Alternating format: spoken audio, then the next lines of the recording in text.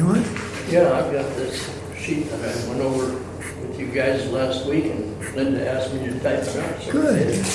good. So I'll just go over it again if you don't mind. It's some No, paperwork please do. here. So when I was down at Brighton-Bush a couple of weeks ago,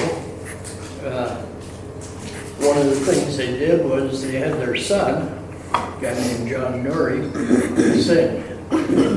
He's an accomplished singer, and he sang this song, Unchained Melody. And after I got back home, I was in the shower on Saturday morning, and I was thinking about that song, and this interpretation came to me. And I preface it by saying, a few years back, I don't know, 15 or 20, I read a poem by William Randolph Hearst called Song of the River. And it's all about the water evaporating from the ocean, coming down on the mountains in rain and snow, and then flowing down the sides and the rivers back to the ocean. And it's quite a long poem. It's about 3 pages long. And he equates that to the concept of reincarnation. That we're coming like from the ocean and then flowing back to it. So I was thinking about the words to the song, Unchained Melody. It starts out, oh my love, my darling. And what came to me was my child, my one creation. This is the ocean singing to us. I've hungered for your touch, the touch of the river to the sea. A long, lonely time. Time goes by so slowly, and time can do so much. And then it came to me that the concept of time has helped to fool us into the belief in separation. Are you still mine? Are we still connected? Still one? I need your love, because God is love, and so are we. I need your love. Love cannot be separated into parts. Godspeed your love to me. May we return quickly. So then the rivers, us, are saying, lonely rivers flow, lonely because we think we've separated. To the sea, back home to God, to the open arms of the sea. God is eagerly awaiting our return. Lonely rivers sigh, wait for me, wait for me. We are asking God to wait for us. I'll be coming home, wait for me. We're on our way home, don't abandon us. So that's what came to me in the shower. That's beautiful. We got out of the shower and wrote it down. Sometimes these things happen. I've had maybe half a dozen experiences like that over 35 years. And you just don't forget them when they're happening. So if you'd like a copy, help yourself.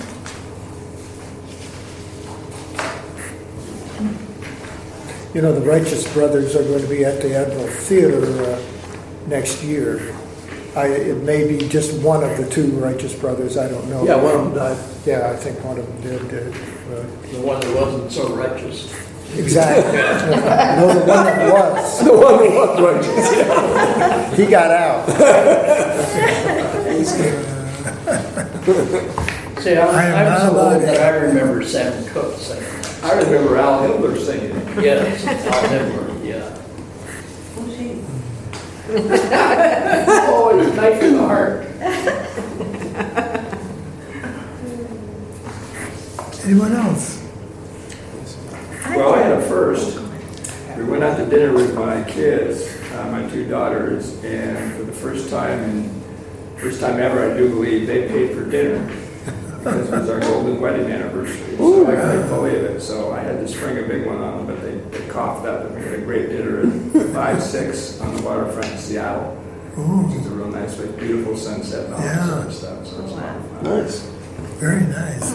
Yeah, that's great. What anniversary was it? Golden. 50th. Golden. 50th. A tribute to the little woman, believe me. She's a neat gal. I had an experience.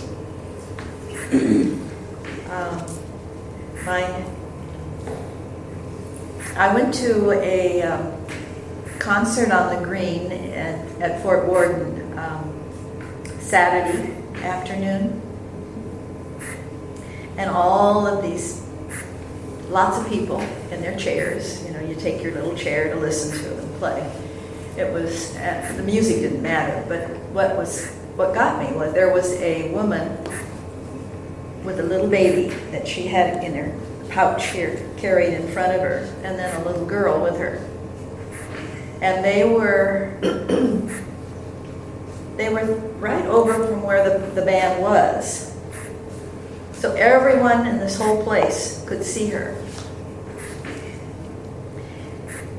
And she was sitting in her chair and she started breastfeeding her baby.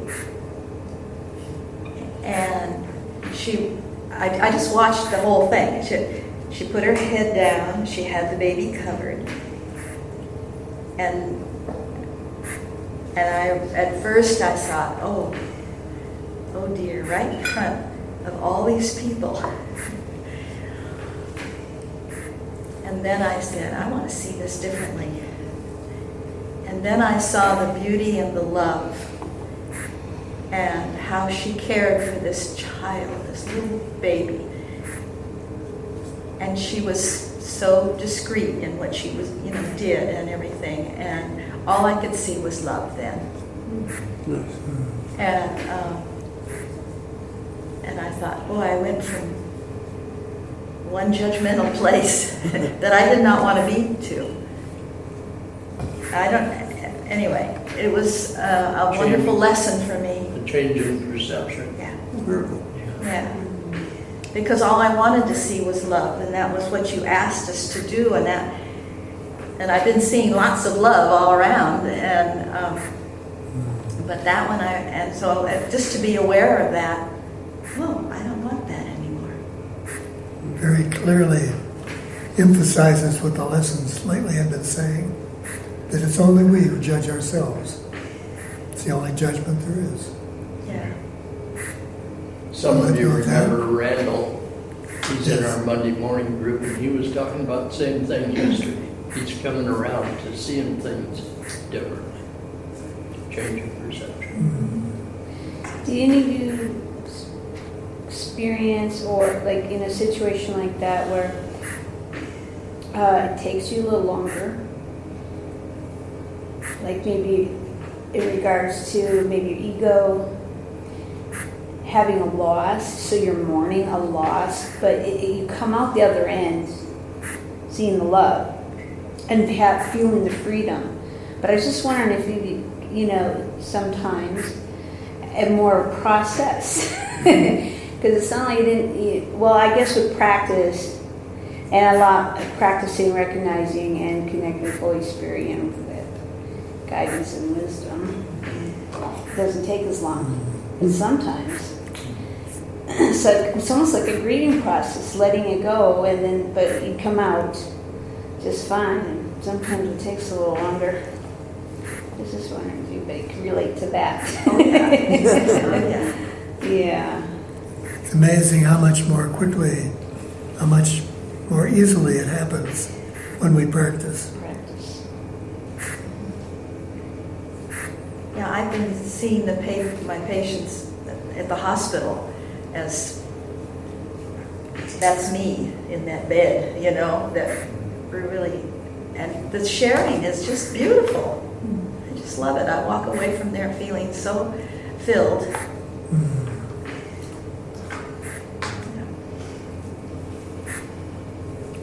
Who else has something they'd like to share?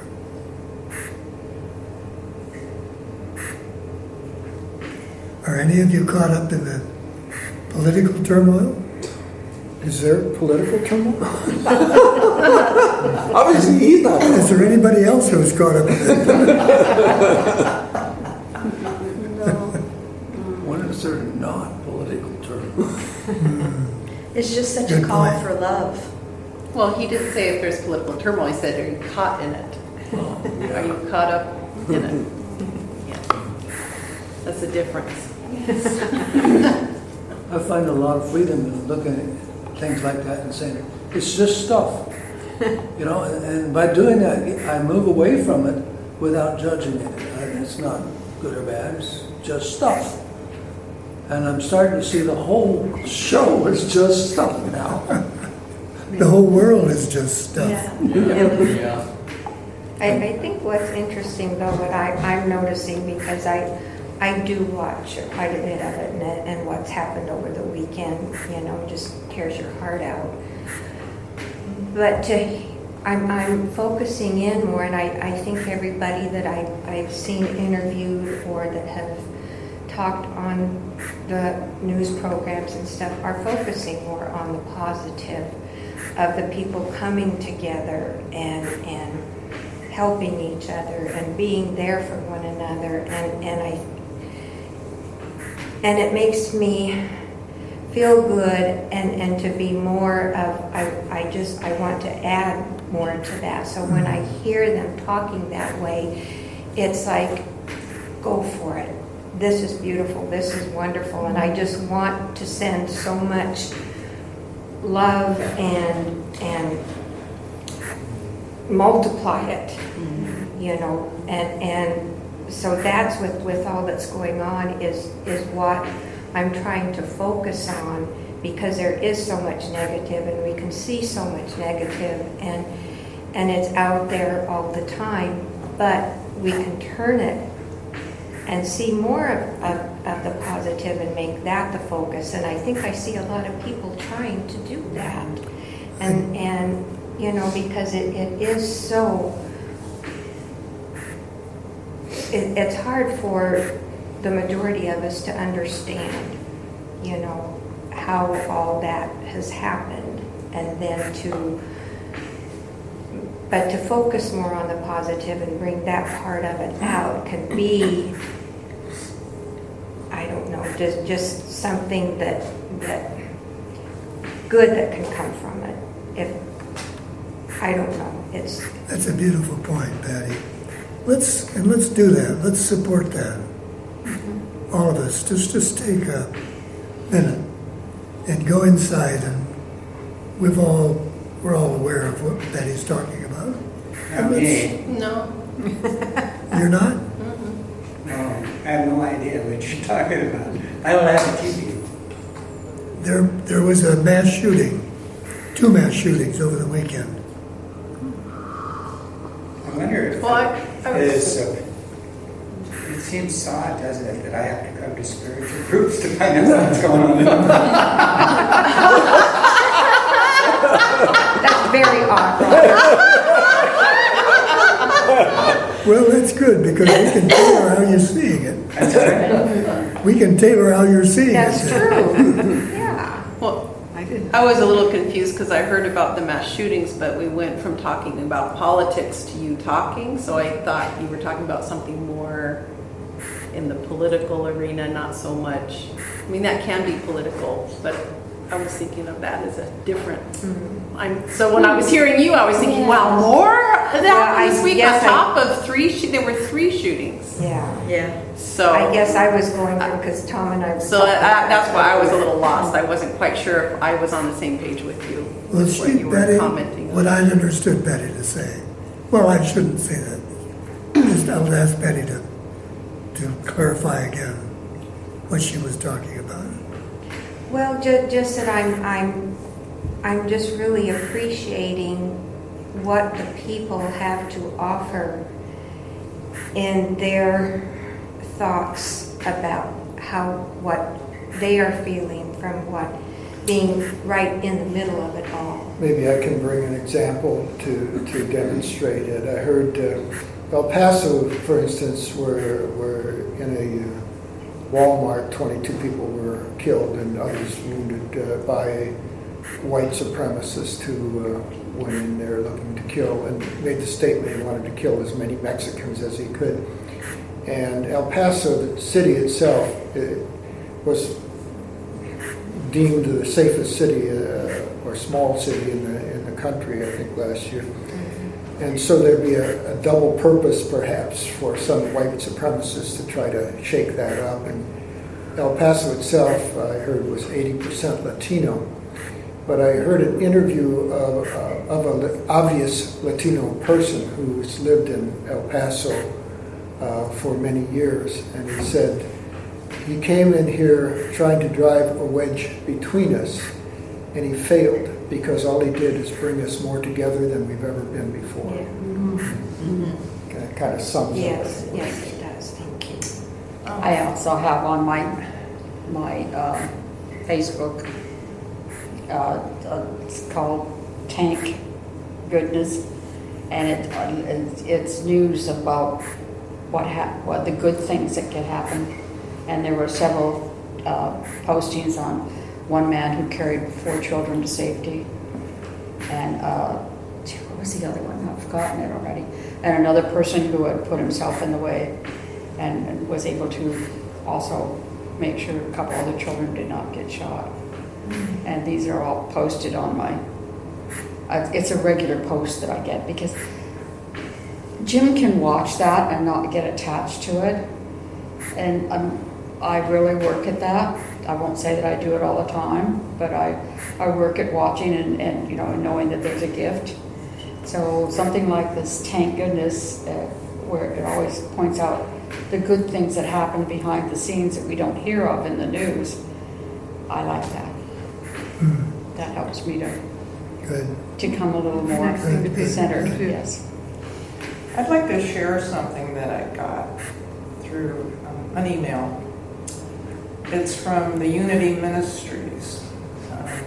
It says, I, as many of you, am stunned and heartbroken after another weekend of unfathomable gun violence.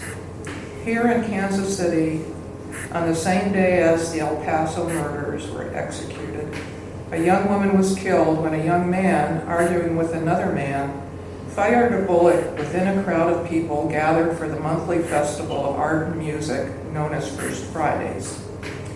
I know you join me and people of all faiths and national origins in sending prayers and healing love to all who bear the loss of family and friends in the wake of such unspeakable tragedies. What can we do about this? Join Unity Worldwide Ministries this Thursday, August 8th at 2 p.m. Central, which is at noon here, to pray and discuss what actions we as a movement of truth consciousness can do to lift our nation and our world. We know in truth every person has the power to cast out error thinking.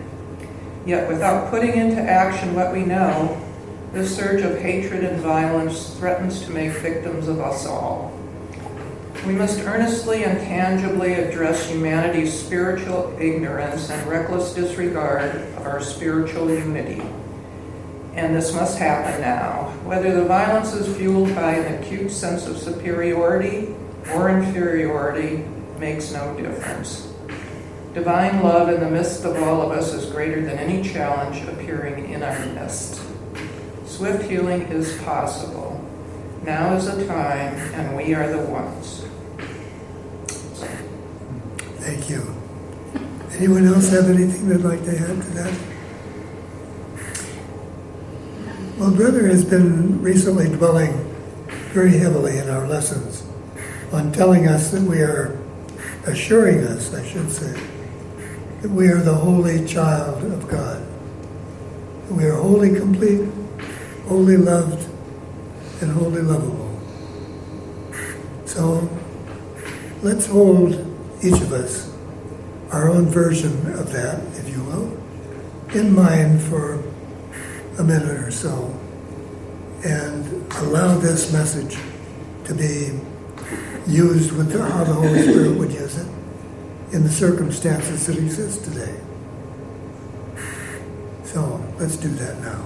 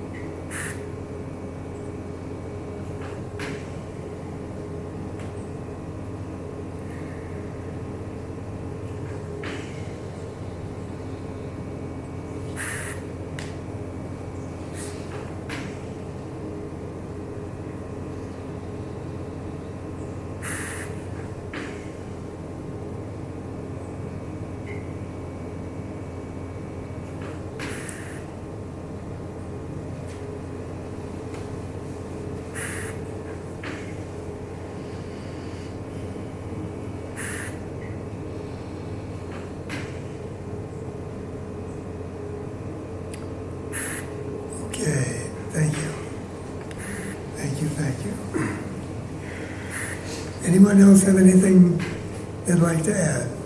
I sent out an email to all the groups that I go to the other day about Deepak Chopra on YouTube. He has a 26-minute explanation of how this is all a dream, coming pretty much from a scientific point of view. Very interesting. How did he frame that? He talked about everything being nothing. So he started from that standpoint. I can't remember exactly. I think the bodies are nothing, the mind is nothing, everything is nothing, and so we're asleep dreaming. Well worth watching. Sounds like is it quantum physics view, kind of? Yeah, Sounds kind a of, bit yeah. quantum physics, yeah. Yeah. He starts out talking about how he got started, and I thought, oh, do I really want to watch this? It's called Let's Wake Up.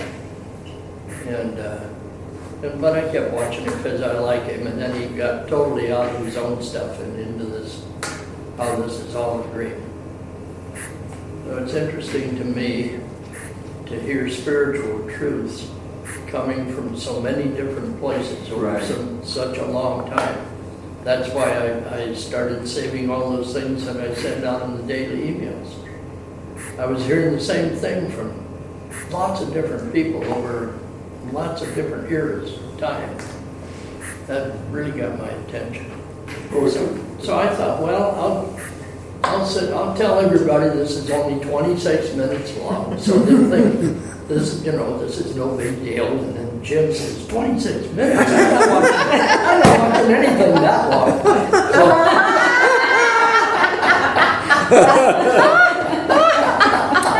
Jim's just a teenager at heart. Yeah. But you see how there's a difference in perception? I'm thinking nobody will refuse to watch this. It's only 26 minutes long. And all the time, there was a song running through my mind. It says, what the world needs now is love, sweet love. Yeah. That's the only thing that there's just too little of. And I thought, there's never a moment when that's not so. And what a gorgeous song it is. Yes.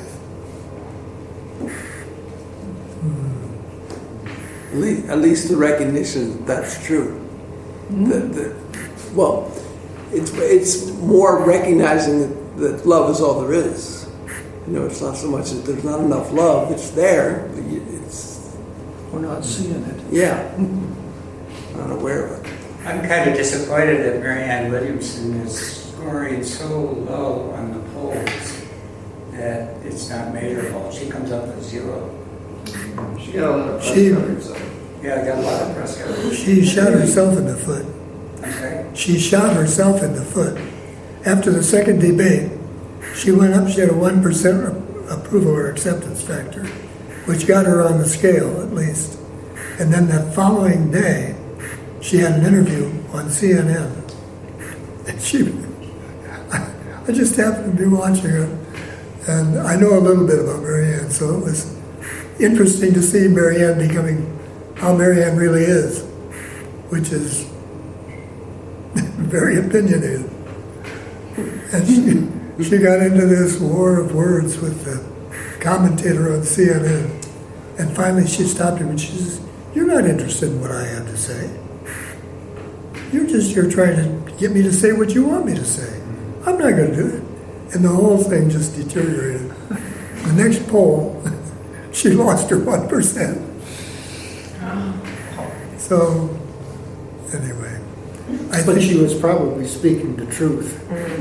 Instead of in a political manner. Pardon? Instead of a political manner, she's just speaking. Yeah. That's the issue. I've been following her for like 25, 27 years.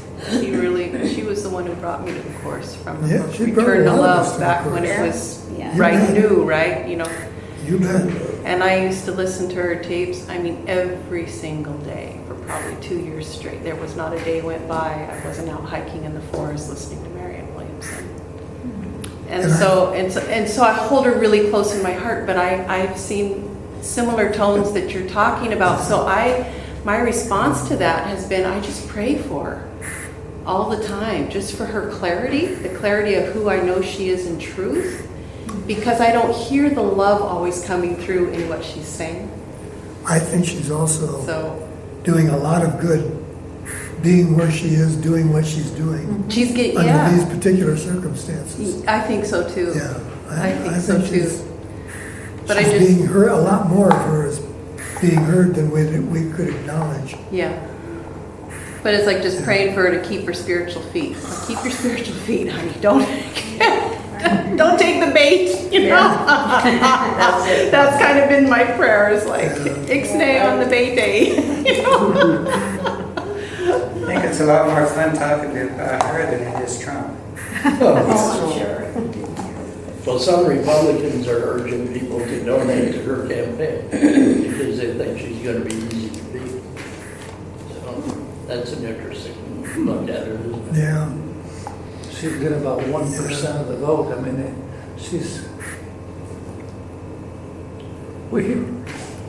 we used to go to meetings with her when we were in California. And she is a sweetheart, but she's She has strong opinions. She has a strong opinion, she does. We have to And be she very probably say careful that with about how we herself, judge too. her. That's part of her work. I went to Alaska with her on a Some cruise sharp edges. about 15 years ago. And she lectured every day for a couple hours, and then the rest of the time you had yourself.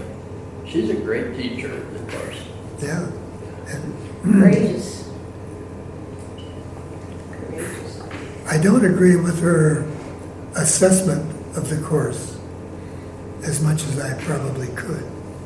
No, neither do I. I see some differences between her Yeah. expression of it and what I read here. But I can't tell you how much I admire what she's doing.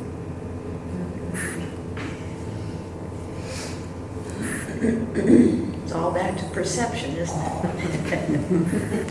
if it's all a dream, what does it matter anyway, right? That's right, nothing matters. Well, it doesn't look like the population in general is ready for her, just, looking at the polls. No, it's not. They're ready for that message. I think part of the reason is not about her. It's about finding the one who will beat Donald Trump. Mm-hmm. So I think that puts other people on the side and their messages. If that's the priority, then you get, and that's kind of a fear response.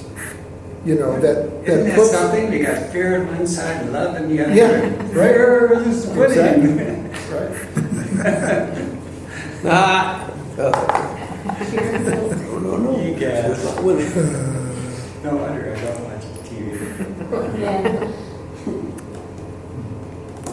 Any other comments? Thomas, you want to guide us to where you would take us today? I will guide us to where we will see if we can get to.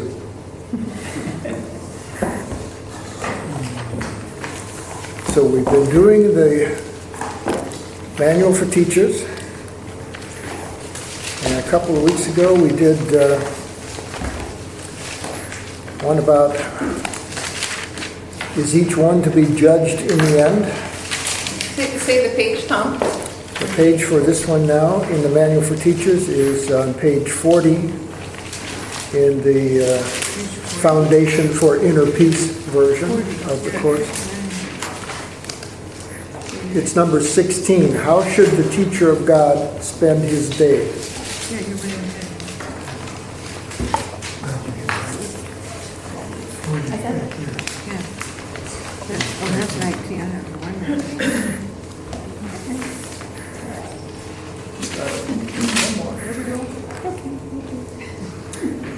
And this is really down to the nuts and bolts of the entire course and what it's asking us to do. So we'll just, it makes a what appears to be a directional shift on about page 42. And it's noticeable. And that leads into the next two sections. But let's just take it one paragraph at a time. And so if you're okay to read, I'm going to let you read something later. Oh, okay. Because it is a little more extensive. Okay. And Jamie, we'll see how close these match up, and it probably does. Yeah, they're pretty close. So if you would take the first paragraph here on page 40. Should the teacher of God, how should the teacher of God spend his day? To the advanced teacher of God, this question is meaningless. There is no program, for the lessons change each day. Yet the teacher of God is sure of but one thing: they do not change at random. Seeing this and understanding that it is true, he rests content. He will be told all that his role should be, this day and every day. And those who share that role with him will find him so they can learn the lessons for the day together. No one is absent whom he needs. No one is sent without a learning goal already set, and one which can be learned, one that can be learned that very day. For the advanced teacher of God, then, this question is superfluous. It has been asked and answered, and he keeps in constant contact with the answer. He is set and sees the road on which he walks, stretched surely and smoothly before him. So this first paragraph basically excludes me. Only the advanced teachers. Yes. How does that make you feel when it says he will be told all that his role should be this day and every day? And those who share that role with him will find him so they can learn the lessons for the day together. Not one is absent whom he needs, not one is sent without a learning goal already set, and one which can be learned that very day. It's all about trust. I feel relieved. I do too. Peace. Let it happen. That's Sounds good. strangely like I place the future in the hands of God, doesn't it? It does. I think it's kind of inviting to be open to what the day brings. That's right. I think that's a big part of it. Yeah. And if there is this kind of faith, to me it has to go in hand when I start realizing that my identity is not who I think it is. Because otherwise it's a constant battle to try to remember that I should do this, I should turn it over, I should turn it over, I should turn it over. If I knew who I was in reality, I could come from that place. That's right, it'd be automatic. And that would be my default position. So then anything that seemed to stimulate that, because of course talks about stimulus and response in another part of it, then that response would be coming from something that I knew was a part of me that definitely was connected to God, and ultimately that my idea of God would be flowing through. It would be going through this vehicle, this body, and this superficial mind, going to this part of me that is God, and coming back from that and through it again to the situation. And it would be the right path. Then, and it has been asked and answered, and he keeps in constant contact with the answer. He is set and sees the road on which he walks stretched surely and smoothly before him. I'm sometimes painfully aware I'm not at that point. I'm also quite aware that it's because I don't want to be at that point. I still value this image of me that's called an ego and a body and a world and our story. Our story from my perspective might be one way to put it. I'm reminded, of Edgar Casey's description of how we got lost here in this game, if you will. And they sent a rescue squad to get us out of here. And I can just imagine all those people, all those beings saying, well, we'll never forget who we are. We won't get lost in this game or whatever it is. And then they wind up Here. just like the rest of us, thinking this is our reality. Now, interestingly enough, in the Edgar Casey version of it, it says that in there, that how it was put that from heaven were sent numerous souls to try to basically correct the errors, and angels, it said as well, and none were able to do it. You go all the way to the clarification of terms, it says Jesus was the first one who played his part perfectly. Let's go to, still in the Manual for Teachers, all the way back to page 5. And Barbara, if you would read paragraph 1 on who are their pupils. The first section is who are God's teachers. There's an introduction, and who are God's teachers, and this on page 5 is who are their pupils. And I want just to cover this one paragraph 1, which kind of further explains the paragraph we just read on page 4. So Barbara? Certain pupils have been assigned to each of God's teachers, and they will begin to look for him as soon as he has answered the call. They were chosen for him because the form of the universal curriculum that he will teach is best for them in view of their level of understanding. His pupils have been waiting for him, for his coming is certain. Again, it is only a matter of time. Once he is chosen to fulfill his role, they are ready to fulfill theirs. Time waits on his choice, but not on whom he will serve. When he is ready to learn, the opportunities to teach will be provided for him. I would say when he's ready to teach, learn, the opportunities will be provided. It says when he's ready to learn. Right. That's interesting, the way that's worded. So you can get, on the one hand, if you come from a wholly ego perspective, well, this is a script, it's all set up, what am I doing here? Am I a robot? Or you can get from another standpoint, time can stretch on almost eternally.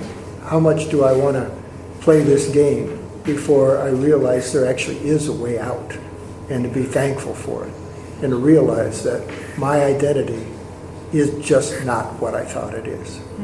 That's been happening to me over the last few months. I heard Randall say something about it yesterday morning, something about he's coming from a deeper place all of a sudden. And that's kind of where I am too. I'm learning to be grateful for anything, whatever happens. And I never thought I'd get there. I never thought I had to get there.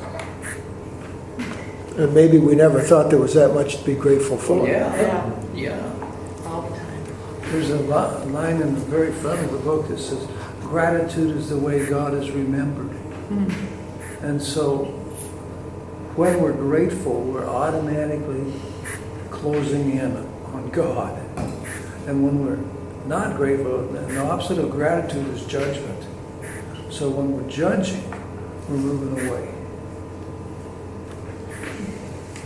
Doesn't it feel like gratitude almost, it's sort of like it gets redefined?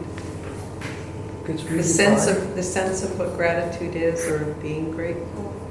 It sort of has shifted for me over time. Like at first, it's almost like trying to do gratitude or trying to be grateful in the face of something that appears really not cool, right? Or really painful, and then over time, it's almost like just being less affected and almost kind of not moving out of appreciation.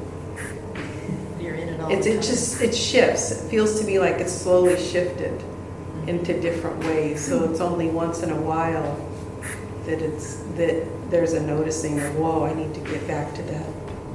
Yeah, I think I've made that kind of that distinction of movement too that you're talking about. It's from my ego place. It was like, okay, I have to try to work to try to find something to be grateful for, so I feel better. Yeah. And I think a partial turning point for me was when I was asking and getting guidance, and I said, have I been protected throughout my entire life within this dream? And the answer, paraphrasing, was effectively, yes, of course you have. Do you have any idea how things might have been if you had not been protected on every step you ever took? Yeah. And that rung a bell with me. Like, geez, we don't stop and think what could have gone wrong. It's just if something has gone right. The only time we start thinking about things like that is if it goes wrong. And then we are complaining about that one and not thinking about all the things that went right before that thing's got our mind stuck in it. And it's only wrong from our point of view. Exactly. Perspective. Exactly. I'm going around all the time saying, I walk out the door and don't forget Brian's book today in class. Oh, thank you, angels. You watch over me so much. I tell you, I go back in the house and get it. Or I'll forget something and I'll get in the car and water. I need water today. Thank you. Thank you.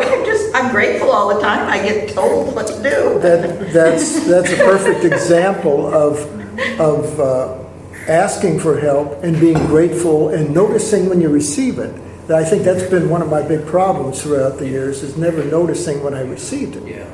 But now we're noticing when we're receiving. Oh, yeah. Or hearing it and then ignoring it because I don't want to go do that anyway. Or being lazy about hearing it but ignoring it. That's true. The way it comes home to me is I say my prayers every night since I was 10. And I used to give these long, involved prayers asking for this and that. And now I just say, thank you so much for all my blessings. Part of that is I'm really tired at night, so I have the energy for gratitude. And by the way, I don't know my own best interests anyway, so well, let's, Mac, if you would do paragraph 2 on page 40 of the Manual for Teachers for us. Okay, now wait, where are we? That starts, my book is different, but what about those? Yeah. Okay. But what about those who have not reached certainty? They are not yet ready for such lack of structuring on their own part. What must they do to learn to give the day to God? There are some general rules which do apply, although each one must use them as best he can in his own way. Routines as such are dangerous because they easily become gods in their own right, threatening the very goals for which they were set up. Broadly speaking, then, it can be said that it's well to start the day right. It is always possible to begin again should the day begin in error, yet there are obvious advantages in terms of saving time. Paragraph 3 puts you right on it. But what about those who have not reached this certainty of the advanced teacher of God in the previous paragraph? They are not yet ready for such lack of structuring on their own part. So what the Course is telling us is, so we will give you structuring for you because that's what you need now. Because you don't have the trust. You don't have the faith. You aren't totally turning everything over. So what does that look like? Well, it says, broadly speaking, then, it can be said that it is well to start the day right. It is always possible to begin again should the day begin with error. So I want to go to the text, and this is where I held Patty back from reading. She's been just chomping at the bit here.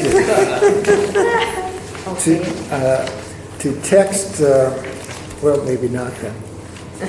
Where am I? Text, page 625, and this is chapter 30.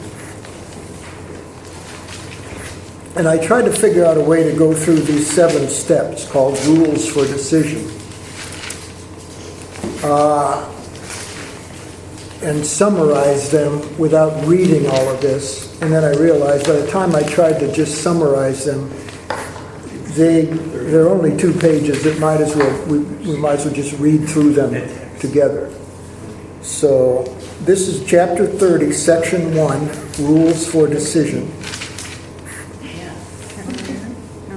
And Patty, I would like you to read the whole 7 things, all the way, the first 12 paragraphs, which is for about 2.5 pages here.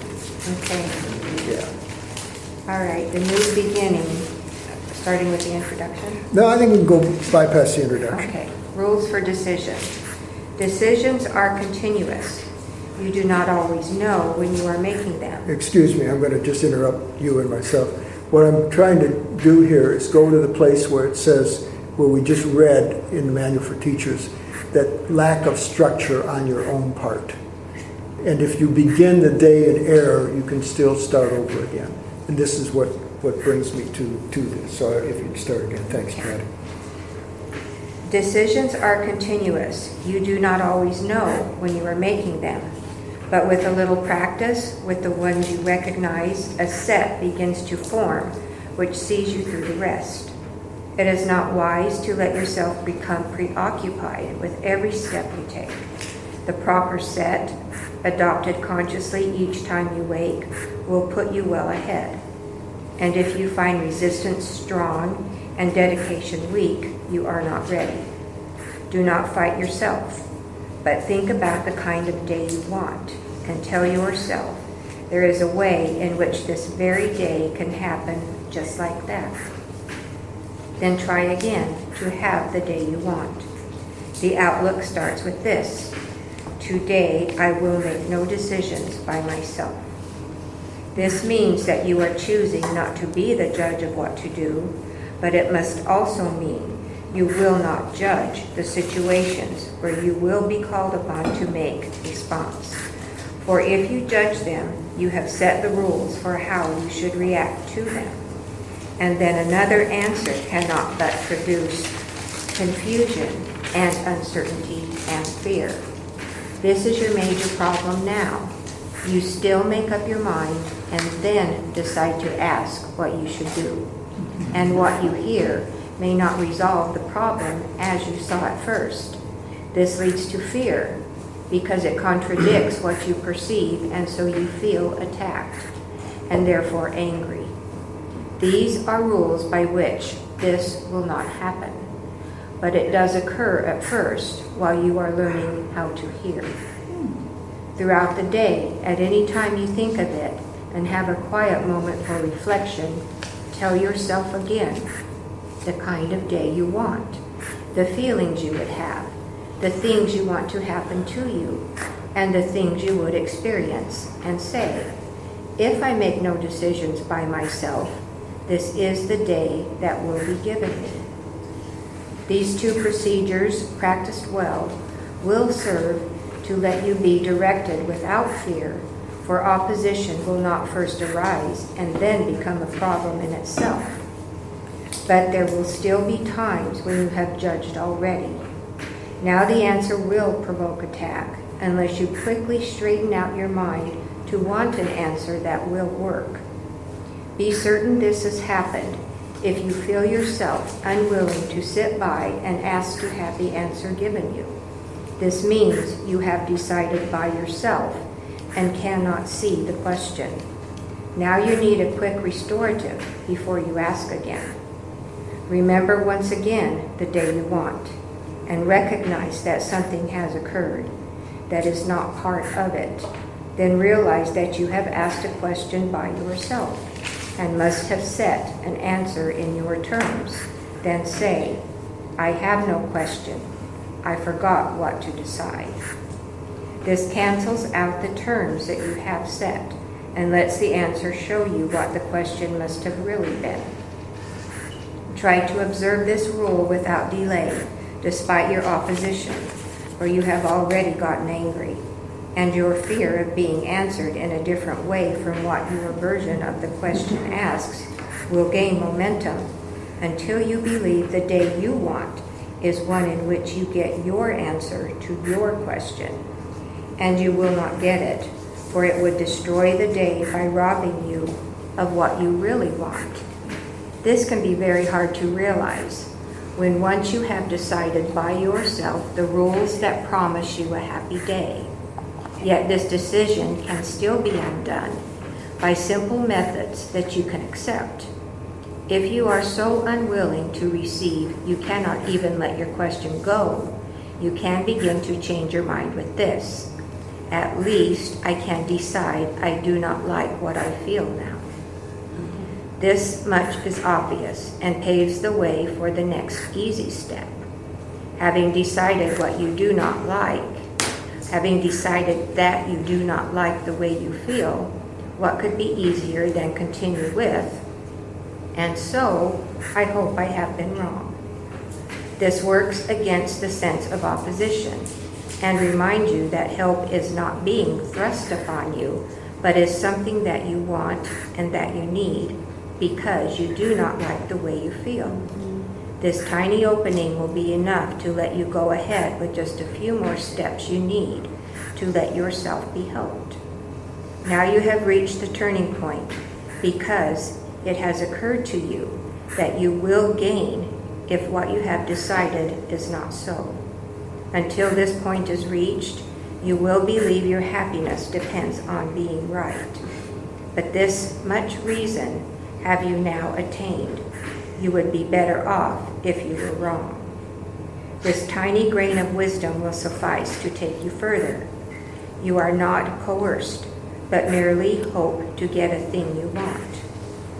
And you can say in perfect honesty, I want another way to look at this. Now you have changed your mind about the day and have remembered what you really want. Its purpose has no longer been obscured by the insane belief you want it for the goal of being right when you are wrong. Thus is the readiness for asking brought to your awareness, for you cannot be in conflict when you ask for what you want and see that it is this for which you ask. This final step is but acknowledgement of lack of opposition to be helped. It is a statement of an open mind, not certain yet, but willing to be shown. Perhaps there is another way to look at this. What can I lose by asking? Thus you will now ask a question that makes sense, and so the answer will make sense as well. Nor will you fight against it, for you see that it is you who will be helped by it. So this is the structure that will replace our mindset of wandering around not knowing what to do, since we're not, most of us, advanced teachers of God. You know, there's someplace this whole thing is summed up in here very nicely, and I bet you know where it is. It starts out that I must have made the wrong decision because I do not feel at peace. Oh, I think I know the section you're talking about. I think it's Made this wrong decision by myself, but I can choose to decide again. yeah. I do choose to decide again because I do want to feel at peace. I think it's near the section on I need do nothing in that section, but I'm not sure it's in that section. It's beautiful because it just does this whole thing. Exactly. One little paragraph. How many times in here does it say, what do you want? What I want? To me, that's the whole key. Because I understand at a very basic level that I am not advancing faster than I am advancing, even though I'm becoming frustrated, because I do not want to advance the way it tells me to go. It just makes me chuckle. I don't know why. Okay, it's like silly me. You know, why do I? This is fairly clear. It makes me chuckle at my ego self. You know. I don't know how many times And the answer is clear. in the course of a day, I say, I have no question. I forgot what to decide. I realize I'm in a situation that's it's on the edge of the rabbit hole, if you know what I'm talking about. It's just right there on the edge, and it's starting to swirl a little bit, and if I take one more step, I'm going down that thing. And this state, I have no question. I forgot what to decide. And then if I can get myself a step back, then I jump over to number 6 here, where it says, I want another way to look at this. And that's what we're being asked to do in this, how should a teacher of God spend his day? Just to keep going back to ask. And the way I wanted to go here is because it gives us a structure. And it takes us through various steps. And if we use this, we'll find ourselves, it'd be interesting just if I'm in a little bit of a problem, just go right here and say, I wonder where I am in this process. Where am I in there? Usually it's just right there at number 3, where I have already become angry, I had already decided for myself, and now I've got to get out of there. I have no question, I forgot what to decide. And then if I could get there, then at least I can decide I do not like what I feel, and so I hope I have been wrong. Boy, that one's a hard one for me, because I don't walk around saying during the course of a day, oh, hope I'm wrong today. Yeah, hope I can be wrong a lot. I'd love to be wrong. Let's see, Patty and I are going out to breakfast. I'd love to be wrong that whole time. But I think sarcasm is an attack somehow. I'm not sure, but Might possibly be.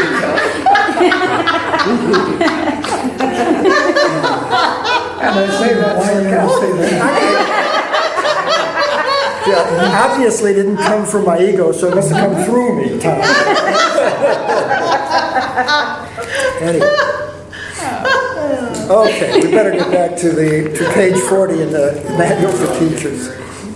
Yes.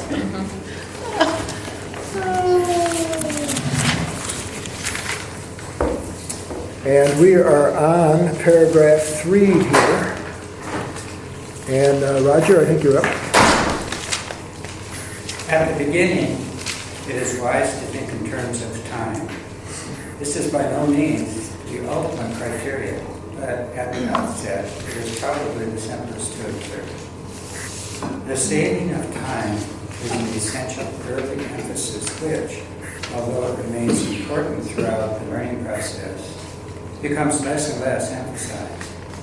At the outset, we can safely say that time devoted to starting the day right does indeed save time.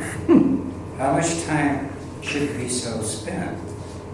This must depend on the teacher of God himself. He cannot claim that title until he has gone through the workbook, since we are learning within the frame of our course. After completion of the more structured practice periods, which the workbook contains, individual need becomes the chief consideration. So again, you see the theme flowing through this entire section on structure. After completing the more structured practice periods, which the workbook contains, individual need becomes the chief consideration. And this individual need is then when we have our connection to our own guide. And whatever we want to call that guide, to my mind, doesn't make a whole lot of difference as long as it's something that we feel is of divine nature.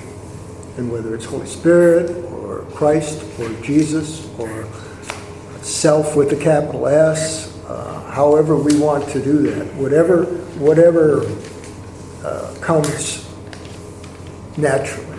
I've found over the years, I've bounced around a little bit in that. I usually, if I had to say where do I go most of the time, it is Holy Spirit.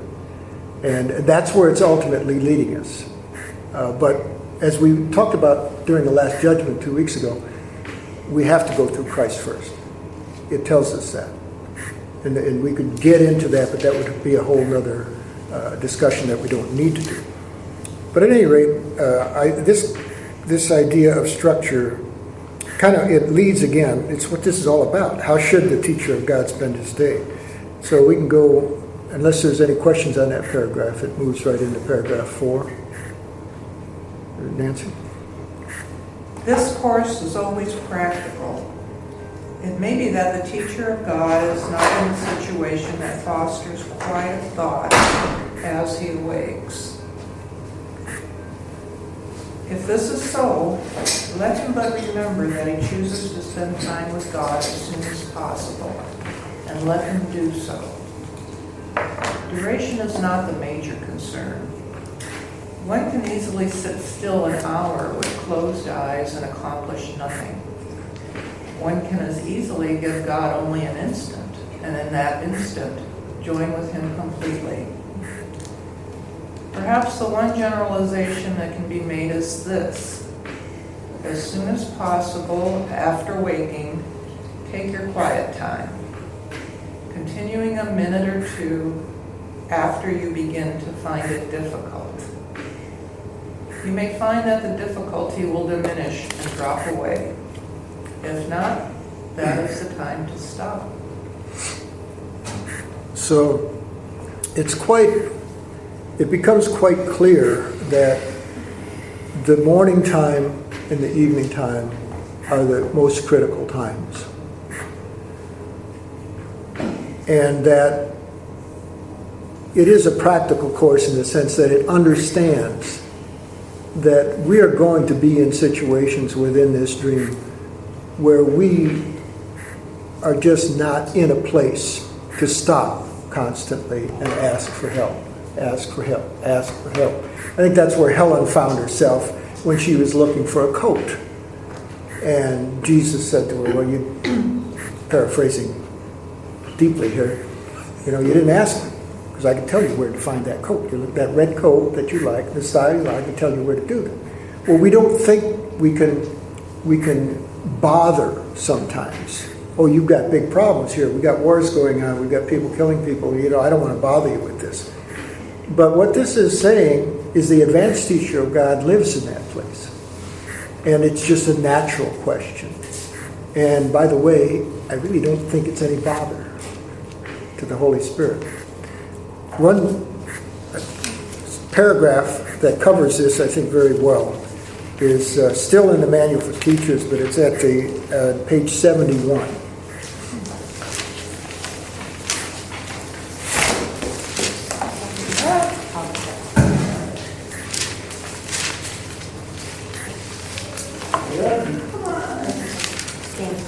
And the paragraph that I'm referring to on page 71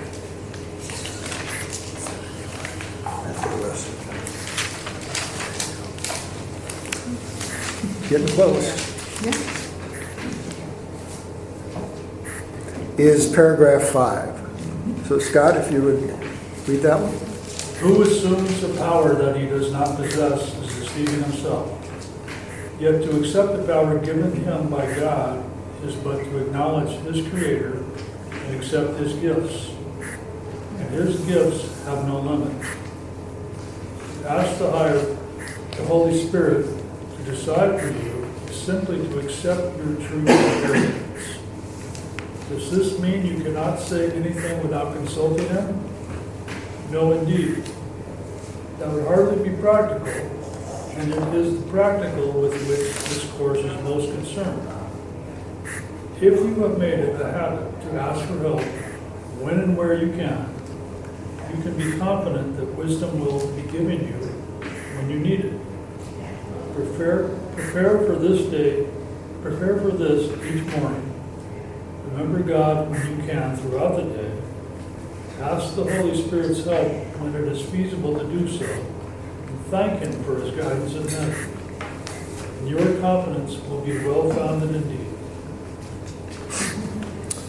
So this it starts out with, who assumes a power that he does not possess is deceiving himself, yet to accept the power given him by God is but to acknowledge his Creator and accept his gifts. This section on section 16 in the Manual for Teachers on how should a teacher spend his day is all about one thing, and that's the belief that we have a separate will. This is what it's talking about here when it says, he who assumes a power he does not possess is deceiving himself. It's that power we believe we have of a separate will. And within this dream, we do appear to have it. And it tells us in many places, and it's the same as saying, what do you want? It's what do you will? But what you really want is our will. So we have this power, it tells us, not to change what we are within God, but simply to delay our return. And that's all. We can drag this out. We do not have the power to change what we are. And what we are is created by the will of God. And what this is really ultimately asking us to do in this, how does a teacher of God spend his day, is how to learn that our will is the will of God. Any thoughts on that? Yeah, and I'm still wondering, this paragraph I referred to earlier, where it starts out, I must have made a wrong decision because I do not feel at peace. Mm-hmm. I made this wrong decision all by myself, but I can choose to decide again because I do want to feel it. But talking about feelings as being a guide to choosing to have a correct decision. And I think that Tom brought this out in his book. He had a whole chapter on feelings. You know, the feelings of peace. If we can tune into that's a guide. And I think he even said it as a guide to knowledge, perhaps. More so than intellect. Another interesting thing I remember Brother telling me very early on, when he was trying to get me to establish a practice of asking Spirit for help, my God self for help. He said that the thing that made it the easiest, actually, was that he said, you are always receiving an uninterrupted stream of help, of consciousness as to what would be the most beneficial thing for you to do and to think. It's a constant stream, and you're getting it all the time. But when you remember to ask, you tune into the fact that it's there. And so you allow yourself to hear it. But it's not as though you ask and then something comes back. It's always going on. Always. And I am just in a state of either being aware of it or not. So the asking is simply what makes me aware of it. I think it's talking about openness. That, in other words, am I willing to hear something new, or do I need to be right? And that seems to be where the rest of the match is. Or we're too preoccupied with our own voice, of course, as sometimes. Like the paragraph just said, he who assumes a power he does not have. Talking about feelings, in the book Conversations with God, he says feelings are the language of the soul. In the book Jesus' Autobiography, he says we all have an emotional guidance system. And when we're not feeling good, we're heading in the wrong direction. And when we're feeling at peace, we're heading in the right direction. And that's how it happens. I asked what the difference was between emotions and feelings. And I got the response that I got the reminder that I had read something that was a good explanation of that emotions are feelings with judgment attached. So it's not like you can't have feelings without emotion. You still have the feelings. But if you put judgment to them, then it becomes good or bad. Instead of just feeling the situation and being open like you talk about, Jim. Anyway, let's go on to paragraph, back to page 40 in the Manual for Teachers. Roger, at page 90, what you were talking about before, page 90. 489, is that what you said?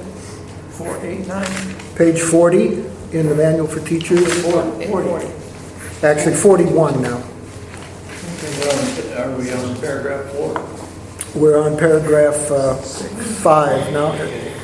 Yeah. The same procedure should be followed at night. Perhaps your quiet time should be fairly early in the evening if it is not feasible for you to take it just before going to sleep. It is not wise to lie down for it. It is better to sit up in whatever position you prefer. Having gone through the workbook, you must have come to some conclusions in this respect. If possible, however, just before going to sleep is a desirable time to devote to God. It sets your mind into a pattern of rest and orients you away from fear. If it is expedient to spend this time earlier, at least be sure that you do not forget a brief period, not more than a moment will do, in which you close your eyes and think of God. Good tips, yeah. Is anybody in here right before going to sleep? Do you turn things over? Because it's critical, and the course talks about it. In fact, we can go there, I think, and just read 2 paragraphs. Let's go in the text on page 158.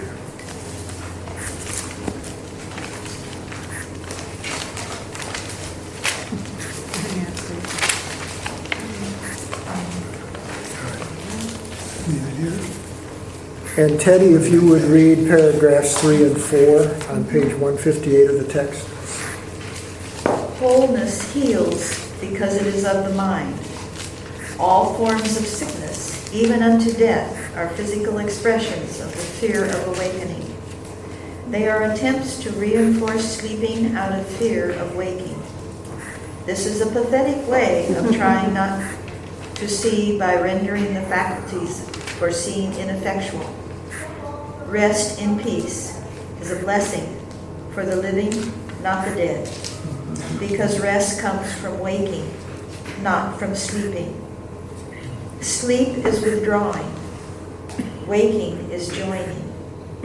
Dreams are illusions of joining because they reflect the ego's distorted notions about what joining is. Yet the Holy Spirit, too, has use for sleep and can use dreams on behalf of waking if you will let him. How you wake is the sign of how you have used sleep. To whom did you give it? Under which teacher did you place it?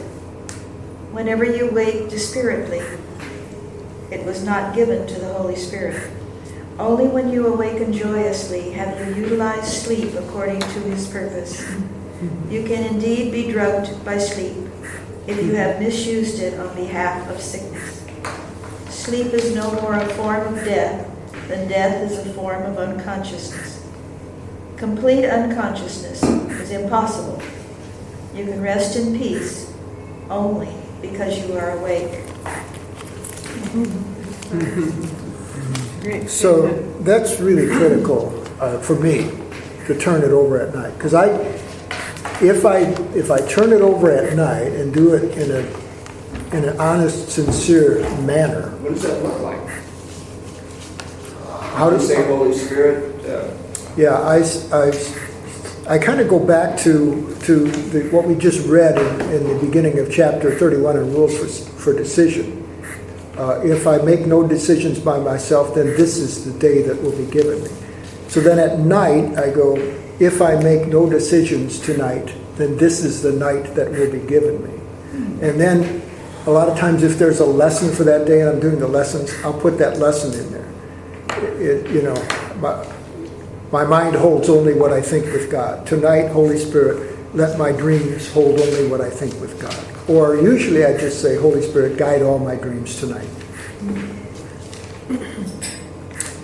Let's do paragraph 6. Better get moving along on this a little bit.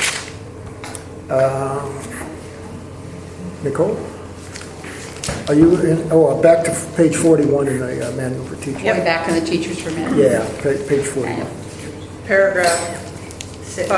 6. Yeah. Okay. There is one thought in particular that should be remembered throughout the day. It is a thought of pure joy, a thought of peace, a thought of limitless release, limitless because all things are freed within it. You think you made a place of safety for yourself. You think you made a power that can save you from all the fearful things you see in dreams. It is not so. Your safety lies not there. What you give up is merely the illusion of protecting illusions. And it is this you fear, and only this. How foolish to be so afraid of nothing. Nothing at all. Your defenses will not work, but you are not endangered. You have no need of them.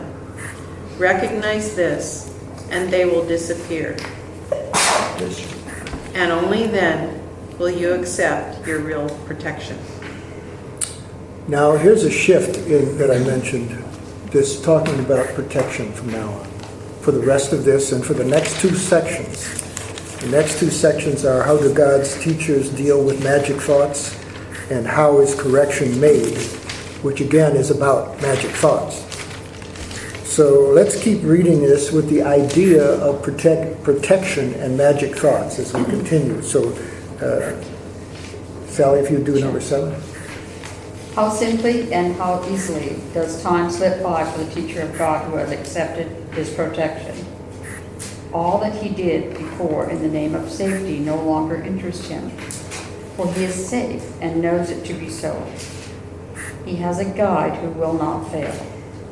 He need make no distinctions among the problems he perceives, for he to whom he turns with all of them recognizes no order of difficulty in resolving them. He is as safe in the present as he was before illusions were accepted into his mind, and as he will be when he has let them go. There is no difference in his state at different times and different places, because they are all one to God. This is his safety, and he has no need for more than this. And so we have some time to discuss this. I'd like to just read, the rest of this is going to be talking about magic and protection, and it just flows. So I think we'll just read the next 4 paragraphs through, and then we'll have some time for discussion. Okay. Yet there will be temptations along the way the teacher of God is yet to travel, and he has need of reminding himself throughout the day of his protection. How can he do this, particularly during the time when his mind is occupied with external things? He can try, but his success depends on his conviction that he will succeed.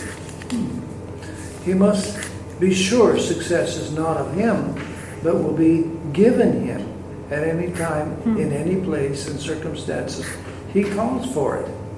There are times his certainty will waver, and the instant this occurs, he will return to earlier attempts to place reliance on himself alone. Forget not, this is magic, and magic is a sorry substitute for true assistance. It is not good enough for God's teacher because it is not good enough for God's son. And Linda, did you want to read paragraph 9? Sure. The avoidance of magic is the avoidance of temptation. For all temptation is nothing more than the temptation to substitute another will for God's. These attempts may indeed seem frightening, but they are merely pathetic. They can have no effects, neither good nor bad, neither rewarding nor demanding sacrifice, healing nor destructive, quieting nor fearful. When all magic is recognized as merely nothing, the teacher of God has reached the most advanced state. All intermediate lessons will but lead to this and bring this goal closer to recognition. For magic of any kind, in all its forms, simply does nothing. Its powerless is the reason it can so easily be escaped. What has no effects can hardly terrify. There is no substitute for the will of I'll go God. ahead and take the next paragraph if that's All right. unless you want to come. Okay. There is no substitute for the will of God.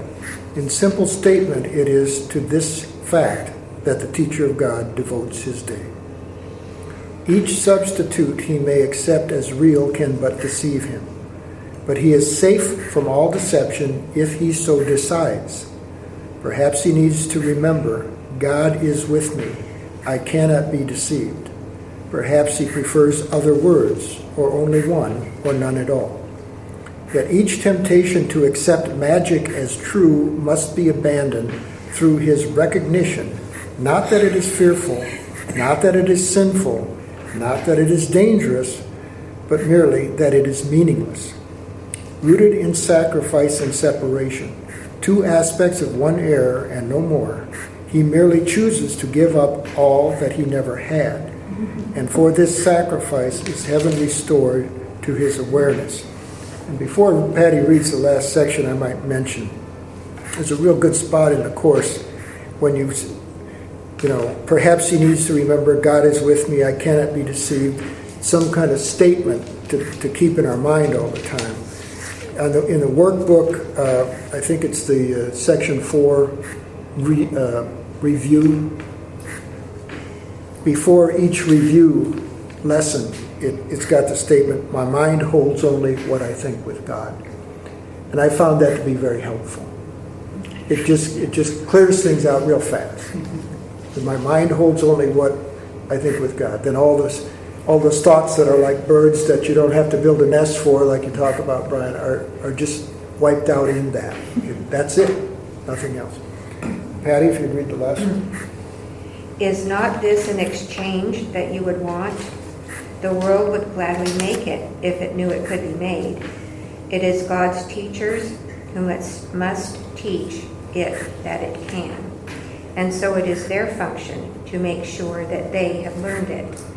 No risk is possible throughout the day except to put your trust in magic. For it is only this that leads to pain.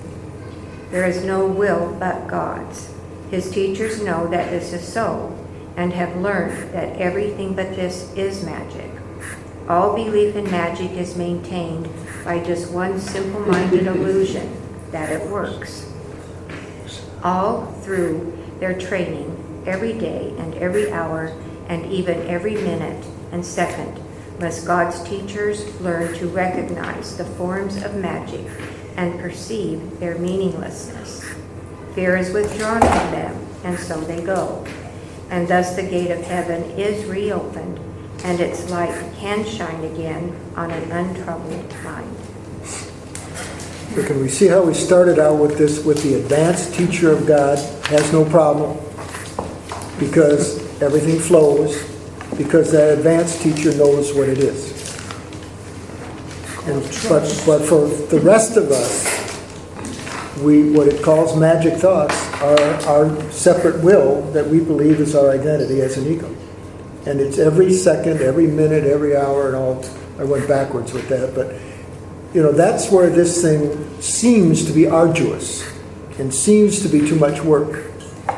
If we can change who we think we are, so we start to recognize, that guidance that's coming through me is coming from the reality of me. then I think it moves us closer to that advanced teacher of God. And we maybe don't have to spend every second and every minute and everything. And like we read a little bit earlier too, at least if we make the commitment in the morning, turn it over, and then at night again, then that's with us for the day. Any thoughts on that section? It's one of the longest sections in the manual for teaching.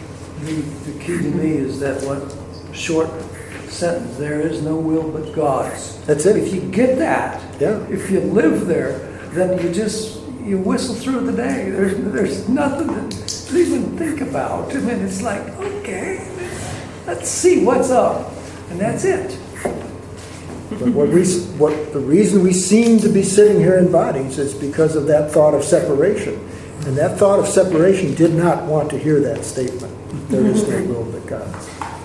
What Roger was talking about at the end of chapter 5, I must have decided wrongly because I'm not at peace. I made a decision. Chapter 5 of End of chapter 90, page 90, end of chapter 5. 90. Page 90, Okay. to italics right at the end. It's the last 8 sentences, whatever. And I do that a lot. It works really well. There's a quick thing to say. Yeah, it's a good one, isn't it?